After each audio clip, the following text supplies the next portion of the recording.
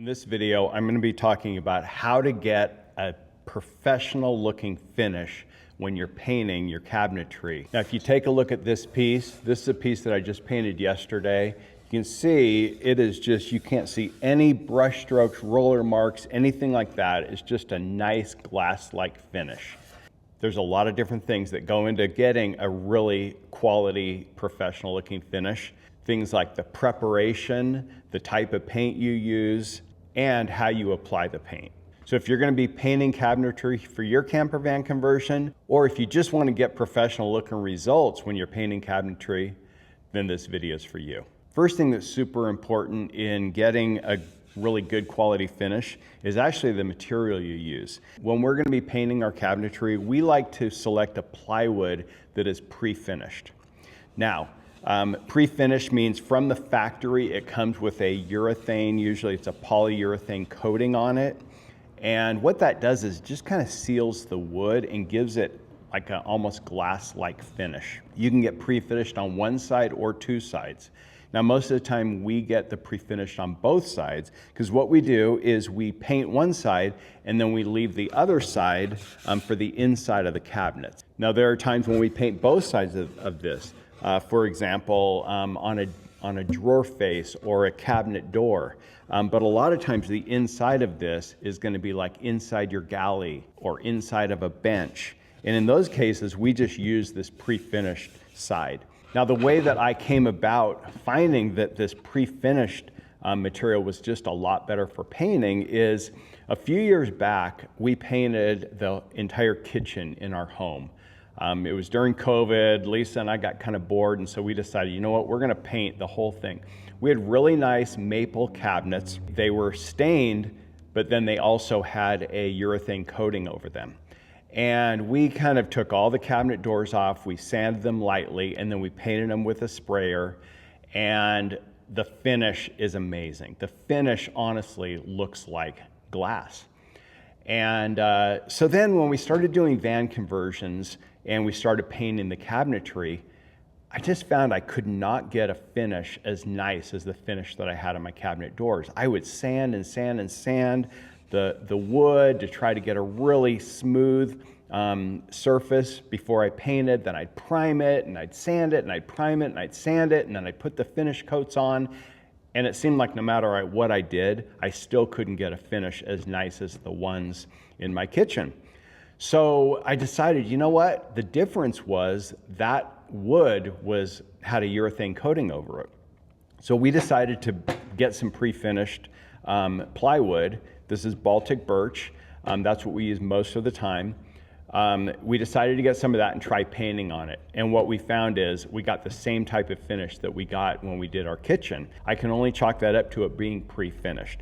So if at all possible, get the pre-finished plywood. It doesn't cost that much more, maybe $10 or $15 more for a sheet, but it's well worth it, especially because you don't need to poly the backside if that's going to be the inside of your cabinetry.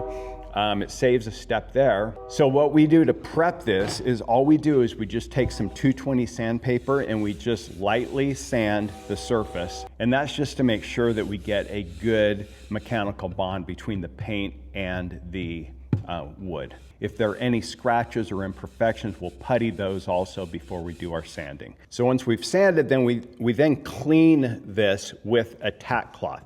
Tack cloth is kind of a cheesecloth that kind of has a waxy coating on it, and it'll pick up the dust without just rubbing it around. So it's really nice. You just do that. You can use it over and over. You just kind of shake it out. You can wipe it down. So tack cloth is really nice. Then the type of paint you use is so important. I can't emphasize this enough. We painted some dressers a long time ago, maybe 20 years ago, and they dried, but no matter what, they were just kind of gummy, and you could actually take your fingernail and dig it into that. And when I started painting more cabinetry, I looked into it and I found that most latex paints have that quality where they've got kind of a little bit of a rubbery, of course latex is rubber, so they've got a rubbery finish and it never really cures to a really hard surface. Now a lot of times in cabinets people will use a lacquer based paint which works really well, but it's just a lot messier. The cleanup, the fumes, all kinds of things like that. We don't like to use that. We do like to use a water-based paint. So after doing a lot of research and talking to a lot of painters, we found this emerald urethane by Sherwin-Williams. It's made specifically for wood and trim. And what it does is it has alkaloids in it that are similar to an enamel or lacquer paint. Those enamel alkaloids cure to a hard surface similar to what a lacquer-based paint would do. And so it gives you a much better finish, and it cures to this hard surface, so it doesn't scratch and you can't dig your fingernails into it. It's not that gummy feel like a regular latex paint would be.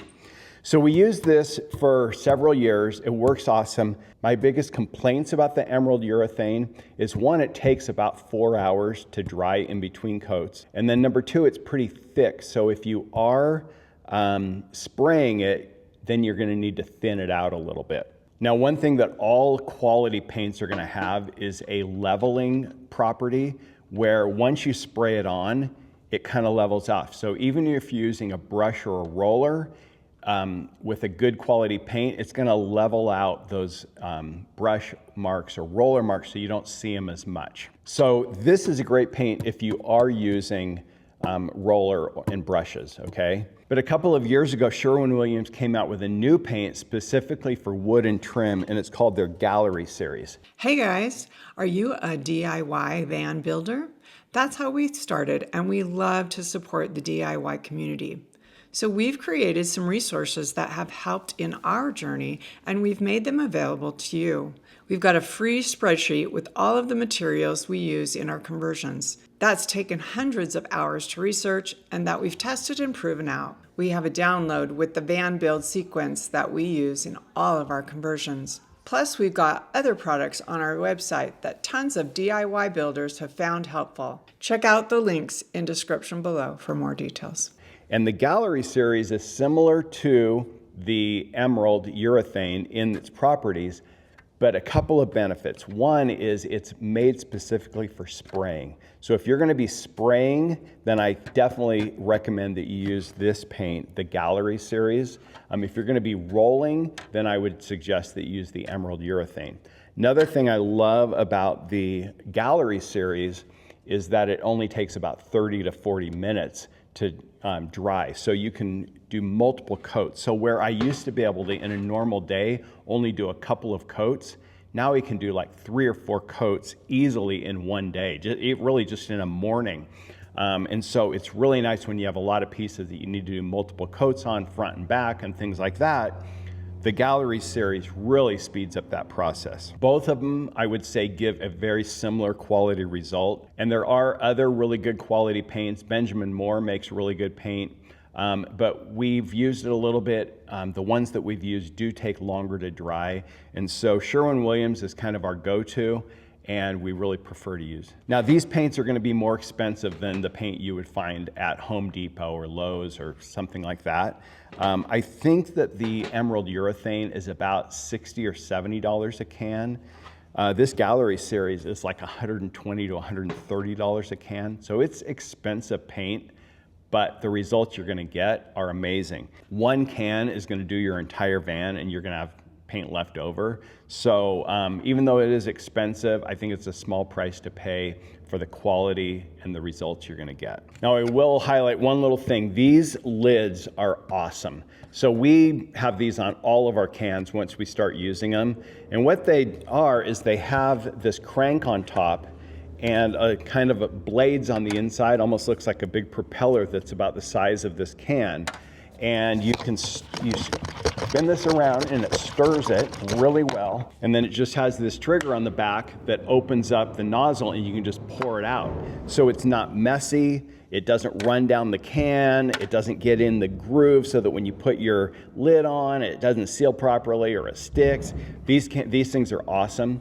And I will link to these in our Google Sheet that has all of our DIY van build materials, as well as all the other products that I talk about in this video. Now, one thing I forgot to mention, with the Gallery series, you don't need any primer. So you can paint that directly onto the the pre-finished wood after you lightly sand it with 220 grit sandpaper, and then you can just spray it right on top of there, no primer required. If you are using the emerald urethane or some other paint, most of those are going to require primer. The primer that we like to use is Sherwin-Williams Extreme Bonding Primer.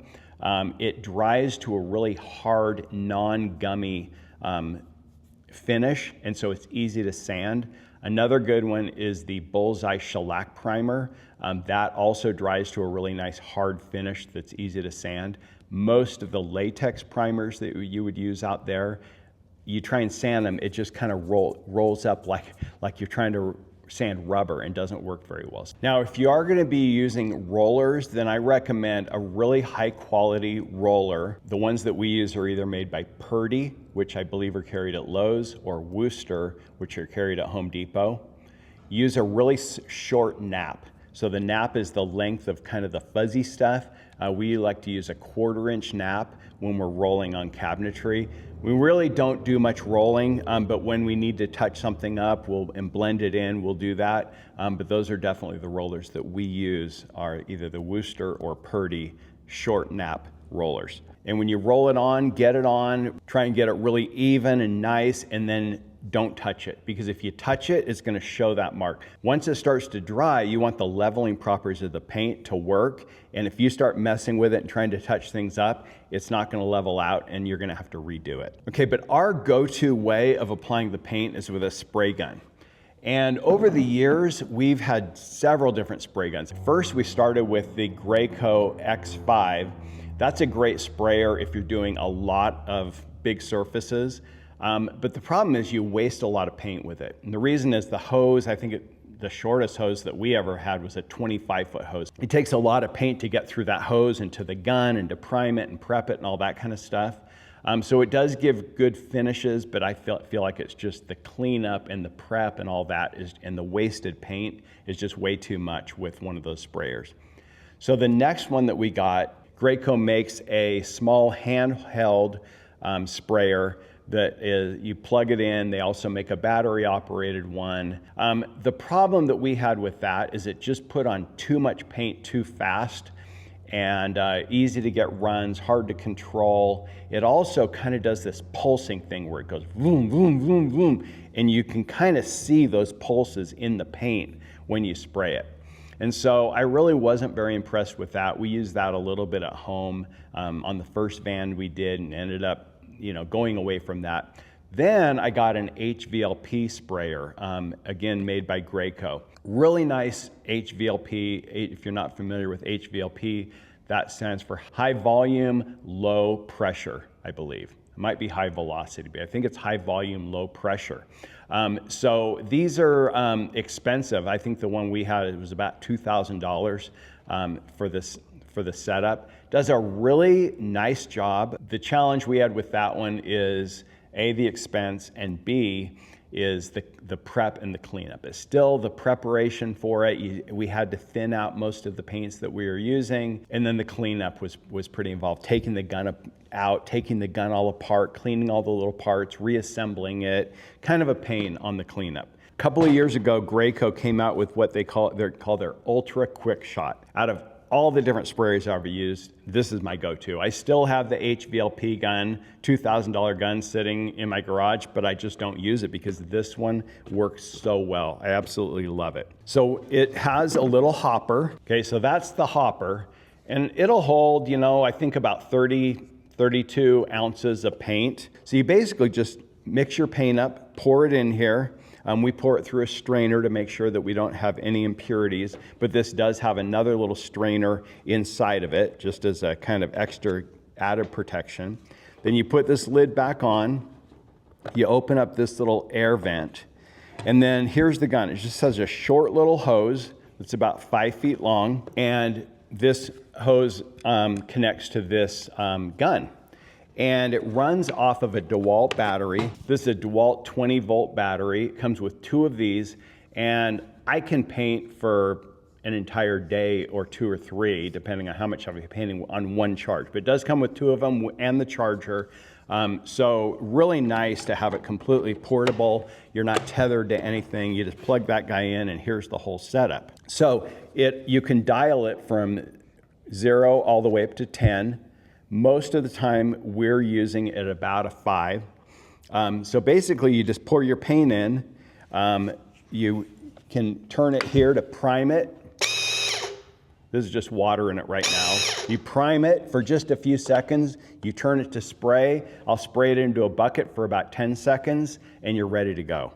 Okay, so once you get this on, you put on the tip. And these tips that Graco makes, they make a lot of different ones, and all these parts you can buy aftermarket. I have a couple of these. I have several of these tips. The tip that we like to use for cabinetry is either the 310 or the 312. So the 3 is the fan width, so 3-inch fan width, and the 12 is the amount of paint that it puts out. So a 10 would put out a little bit less paint than a 12, okay? But for most of the things we're doing, we'll either use a 310 or a 312. That tends to work really well. And so it comes with several tips, but you can buy these on Amazon. You can also buy them from Sherwin-Williams stores and other places. So the tip just goes into here, and then you screw it onto the gun. I like to have this little tip pointed this way. That way the fan, if I have this way, the fan is going this way. And for me, painting across, I just like to have my fan going like this. You can also rotate it this way, and then the fan would be going this way if you were painting something up and down. But most of the time, I like to have mine like this. Then once you have it in here, all you have to do is turn, you can reverse this, and it's gonna clear the tip. So I'll just spray it really quick, make sure that the material comes out really well, and then I'll turn it, and with that pointing this direction, it's ready to spray. And you can see that. This thing absolutely sprays awesome. You know, it's just water I've got in there right now. The only negative that I can say about this whole thing is this tip can be a little bit temperamental. So you can get clogged pretty easily, even in between coats. Like say you spray a coat and you're waiting 30 minutes. Now you can rotate this tip this way, okay, like a quarter turn, and it's gonna close off the orifice in the tip and kind of cover it and keep air from getting in there. That will work for about 30 minutes or an hour in between coats. But what I found is that if you go much longer than that, that little orifice can get clogged. If that tip gets clogged, then the back pressure will cause this tip to start leaking out paint. Okay, paint will leak out of here, it'll leak out here. And it's just that there's too much pressure. It worked great when everything's flowing properly, but if you get a little bit of back pressure, you'll be spraying along and you'll start having drips out onto your material, which is a real pain, because then what you gotta do is you gotta let it dry, and then you gotta sand it, and then you gotta start all over again. So I've learned to be super, super careful with keeping this tip clean. What I do is when I'm done with a coat, I just pop this tip out, I rinse it under water. I have a little brass wire brush. I just kind of clean it, and then I take a compressor and just kind of spray into the nozzle so that I see air come out the other side. And then you can actually look up and you can see through the hole. If you look up into a light, you can kind of see that that hole's clear. Once it's clear, I'll just set it aside, and then I'll put it back in right before I start the next coat.